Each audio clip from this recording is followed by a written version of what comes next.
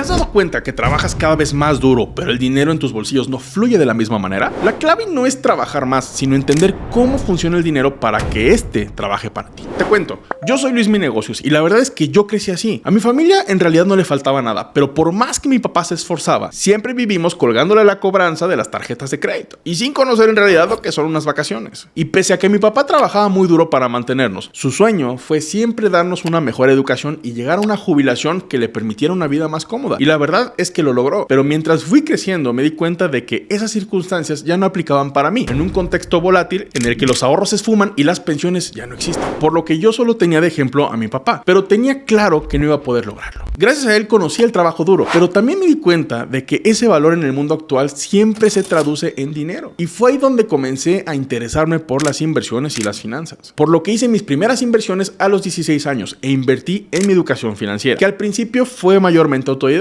pero después estudié una carrera en negocios en una universidad pública y tomando apoyos y becas por todos lados tuve la oportunidad de viajar al extranjero, porque con recursos propios no había la manera de lograrlo en ese momento. Y ese fue mi primer acercamiento con otras perspectivas y me ayudó a tener una visión mucho más global. Así que después de mi graduación pude vincularme con una empresa transnacional que hacía cereales, donde trabajé en finanzas corporativas, y después con una de las casas de bolsa más importantes de todo México, donde aprendí a hacer rendir el dinero y realmente estirarlo, para que deje de ser una necesidad urgente y se convierta en lo que realmente es, una herramienta para generar valor. Por lo que creo firmemente en la educación financiera como medio para mejorar nuestras vidas. Y durante la pandemia me di cuenta de la falta de contenido en redes sociales para ayudar a personas como tú o como yo, que tenemos interés en hacer crecer nuestro dinero. Por lo que comencé a compartir consejos financieros y llegué a crear una comunidad de más de 10 millones de seguidores en mis distintas redes. Por lo cual el propósito de este canal, al cual te invito a que te suscribas y actives la campanita, es poner en tus manos toda esa experiencia acumulada en estos 4 años trabajando intensamente en las casas de bolsa y los más de 10 años que tengo gestionando por cuenta propia portafolios de inversión. Porque sí, es una friega y una gran responsabilidad. Así que a todo esto, ¿te has preguntado qué es y cómo funciona el mercado de valores? Si es así, probablemente también te preguntes cómo es que al parecer las grandes compañías ganan y crecen cada vez más, pero la economía, especialmente la tuya, no parece seguirles el paso. Yo soy Luis Mi Negocios y vamos a platicar cómo funciona el mercado de valores, así que suscríbete al canal. Los últimos 40 años, el mercado de valores en Estados Unidos, el principal referente de la economía mundial, se ha mantenido en auge. Tan solo el primer semestre de este año, el mercado de valores ha crecido un 15.26%. Pero si comparamos eso con la economía real, es decir, el total de bienes y servicios comprados y vendidos de un tiempo para acá, ese número no está creciendo tan rápido. Mejor que nadie sabemos que los salarios tampoco crecen a esa velocidad y prácticamente se han mantenido iguales durante los últimos años. El patrimonio neto de las familias promedio aún no se ha recuperado de las grandes crisis económicas del siglo pasado. Entonces, exactamente, ¿qué está midiendo el mercado de valores? Si queremos entender esto, primero tenemos que entender qué es el mercado de valores. Para ello, vamos a imaginar un negocio muy simple, como un puesto de tacos. Carmen pone un puesto de tacos y la está rompiendo. Como le va bien, trata de pensar en grande, pero los bancos no quieren prestarle por ser muy arriesgado y los grandes inversores no la toman en cuenta. Así que Carmen busca una opción y decide salir a la bolsa, lo que le da a cualquier persona la oportunidad de invertir en su negocio a través de algo llamado oferta pública inicial o IPO. Los inversionistas pagan una cierta cantidad, digamos 100 pesos, para poseer una pequeña parte o acción del negocio de Carmen, que como tiene unos tacos buenísimos, entonces vende un montón de acciones y se vuelve la reina del taco. ¿Así que Carmen corre a gastarse ese dinero? No, se pone inteligente e invierte sus ganancias en nuevos puestos de tacos, lo que significa más ganancias. Ahora puede pensar en otros productos como gringas o aguas frescas. También puede devolver parte de ese dinero a sus inversores y a eso se le llama dividendos. Realmente no está obligada a hacer eso, pero cuando lo hace, su empresa se vuelve popular y atractiva, generando que la gente sienta interés de comprarle acciones. Cuando eso pasa, algunos inversionistas podrían acercarse a los inversionistas iniciales, digamos los papás, tíos y primos de Carmen, y les ofrecen comprarles alguna de sus acciones al doble de lo que pagaron por ellas. Es gente que al ver el crecimiento acelerado de nuestra reina del taco, considera que este negocio podría tener mucho más valor en el futuro. Y justo así es como funciona el mercado de valores. Gente que compra y vende partes de una empresa como nuestra taquería, haciendo proyecciones de su posible valor en el futuro, solo que en la vida real estas transacciones suceden millones de veces al día. El referente a nivel mundial de los mercados de valores es la Bolsa de Valores de Nueva York, que nació en 1792 bajo un árbol cuando 24 corredores de bolsa vistieron sus mejores galas y se reunieron en Wall Street. Hoy es donde venden las acciones de compañías grandes como Netflix o Ferrari. Algunos años después, en 1971, el mundo virtual dio a luz al Nasdaq, que no tiene ubicación física. ¿Y dónde están todas las compañías de tecnología como Apple y Facebook que hacen comercio electrónico? Para medir el crecimiento de estos mercados existen muestras llamadas índices, que para explicarlo de manera sencilla, toman varios precios de acciones y las transforman en un número y pueden determinar el desempeño de los mercados de valores. Y el índice de referencia de Estados Unidos es el Standard & Poor's 500, que también se le conoce como S&P 500, y abarca 500 de las compañías más grandes de Wall Street y Nasdaq, mientras que el Dow Jones es más exclusivo, pues solo sigue 30 compañías que considera más importantes. Así como en Estados Unidos existen el Dow, el S&P, otros países también tienen indicadores para medir sus mercados. El DAX en Alemania, el FTSE 100 en Londres, el Nikkei en Tokio, el índice de Shanghái, y en México tenemos el índice de precios y cotizaciones, mejor conocido como el IPC.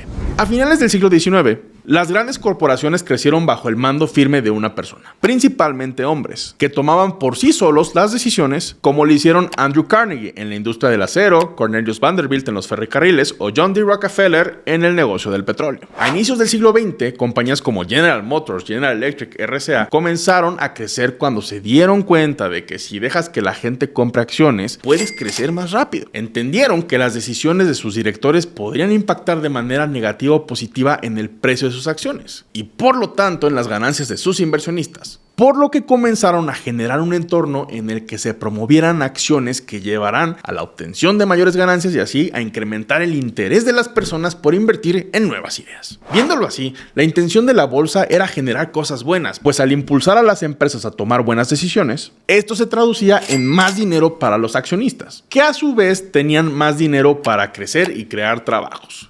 Y eso pues es bueno para todos. Esta dinámica convirtió a la Corporación de Empresas Públicas en una de las organizaciones más poderosas, efectivas y beneficiosas de todo el mundo. Y la bolsa, por supuesto, ayudó a crear el auge de prosperidad estadounidense a mediados del siglo XX. Había interés en que las oportunidades de inversión estuvieran disponibles no solo para los más ricos, sino para el estadounidense promedio, lo cual parecía genial. El objetivo de la corporación era que los inversionistas contaran con mayores ganancias, los trabajadores tuvieran mejor seguridad social y por supuesto mejores salarios, además de la promoción de innovaciones que llevarán mejores productos a todo el mundo. Así, el papel de los administrativos y los directores era administrar grandes instituciones públicas al servicio no solo de los accionistas, sino de los titulares de bonos, los proveedores, los empleados y la comunidad. Así se forjó la clase media de Estados Unidos, soportada en las corporaciones públicas, y quienes entendieron el juego del mercado de valores pudieron amasar enormes fortunas, tal como lo hizo Warren Buffett, que pasó de ser un niño que compró una acción a los 11 años a tener una fortuna que vale hoy día más de 115 mil millones de dólares. Su estilo de inversión es bien conocido, pues para hacer un movimiento hace un análisis meticuloso de la compañía, revisa bien sus hojas de balance y verifica su modelo de negocio. Pero para los que no tenemos el tiempo de hacer esto, Buffett tiene un consejo bastante sencillo: compren un fondo indexado del S&P 500 de bajo costo. Ahora, ¿qué es un fondo indexado? Es un instrumento de inversión que pone un poco de tu dinero en todas las compañías del índice, lo que hará que tu dinero se mueva con el mercado de valores. Otra opción es pagarle una comisión a los inversionistas profesionales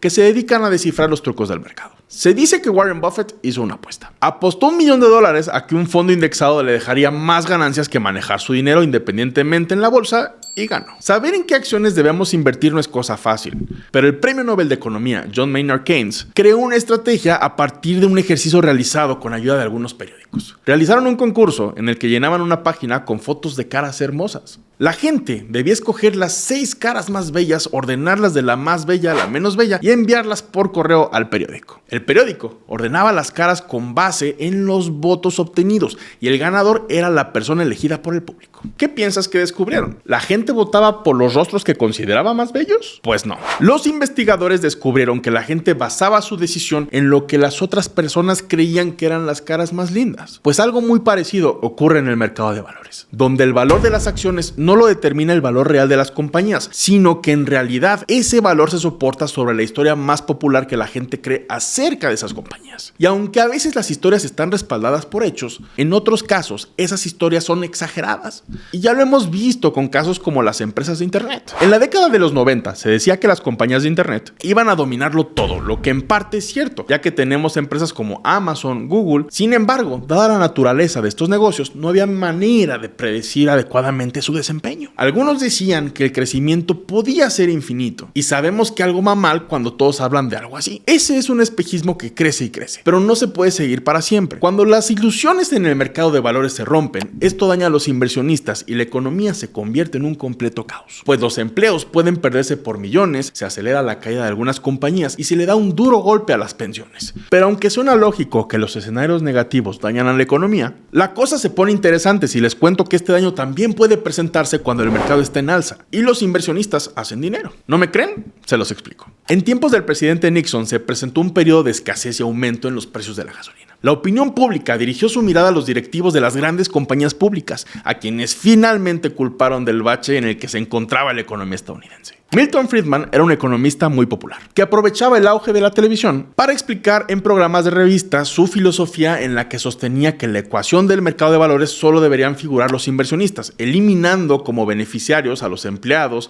clientes, poseedores de bonos y proveedores. En 1970, Friedman publicó en el New York Times un artículo muy popular llamado "La responsabilidad social de los negocios es generar ganancias", el cual decía que ya que los dueños de las corporaciones son sus accionistas, la única obligación de un negocio es generar ganancias. Y las corporaciones siguieron su consejo. Decidieron fijar la paga de los ejecutivos según el rendimiento de las acciones, y si pensamos que el 80% de la paga de los directores se basa en cómo estará el precio de las acciones el próximo año, sabemos pues que buscarán que las acciones suban, incluso a costa de los empleados, los clientes, la sociedad, el ambiente o incluso la corporación a largo plazo. Aumentar el precio de las acciones es una prioridad a corto plazo, por lo que los directivos invierten más tiempo y dinero en estrategias que logren bajar costos o incluso recomprar muchas de sus acciones para subir el precio artificial. Solo para ejemplificar, entre 2007 y 2016, las empresas del S&P 500 gastaron 55% de sus ingresos en la búsqueda de estrategias para generar más ganancias. Otro 39% llegó a manos de los accionistas como dividendos, lo que dejó solo un 6% para subir sueldos y para la expansión o el desarrollo de productos. Una bomba de tiempo para la economía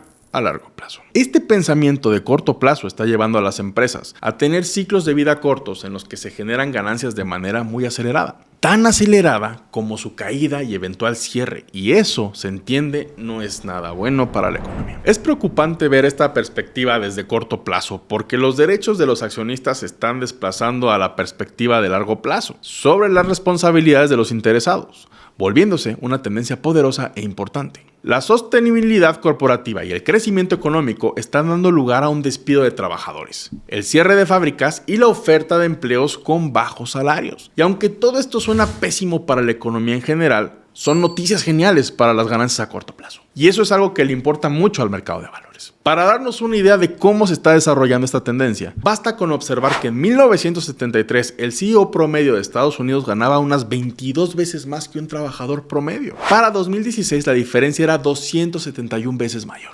Así que aunque el mercado de valores ha crecido, menos estadounidenses se han beneficiado. La participación de los estadounidenses en el mercado de valores está en su punto más bajo de los últimos 20 años, pues la clase media dejó de serlo. La desigualdad crece a medida de que los precios de las acciones suben en los Estados Unidos, aunque no debería de ser así. Cuando hemos visto todo esto, queda claro que las personas tenemos oportunidades de decidir qué empresas merecen tener éxito y en qué ideas vale la pena arriesgar. Los accionistas podemos tener influencia en el comportamiento de las empresas, pues nuestros intereses deben ser tomados en cuenta. Si la mayoría de nosotros estamos pensando en nuestro futuro a largo plazo y nos preocupamos por nuestra comunidad, evidentemente queremos que nuestras empresas ganen dinero haciendo cosas positivas a largo plazo y no dañando a las personas con la vista puesta únicamente en las ganancias a corto plazo. Así fomentamos un crecimiento generalizado que haga honor a la intención original con la que nació el mercado de valores en primer lugar. De ese modo, habrá más taquerías como la de Carmen, con productos más competitivos y variados. Una línea de proveeduría fortalecida, empleos mejor pagados, clientes más contentos e inversionistas felices, de poder poner su dinero al servicio de negocios. Y así, generando ganancias para todos. Yo soy Luis Mi Negocios, espero lo que aprendiste el día de hoy te haya sido bastante útil. Muchísimas gracias por suscribirte a mi canal y hasta el próximo video. Y si deseas seguir aprendiendo sobre bolsa de valores, te invito a que tomes mi curso gratuito que ves aquí en pantalla.